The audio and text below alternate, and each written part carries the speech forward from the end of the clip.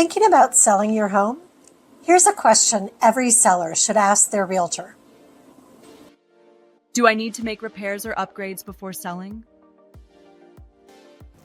Prioritize essential repairs and consider small upgrades that improve appearance, like painting or updating fixtures. Major renovations might not provide a high return, but ensuring the home is well maintained can prevent issues during inspections.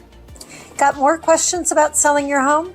Check out the full video, link in the description, and follow for more Ask the Realtor tips.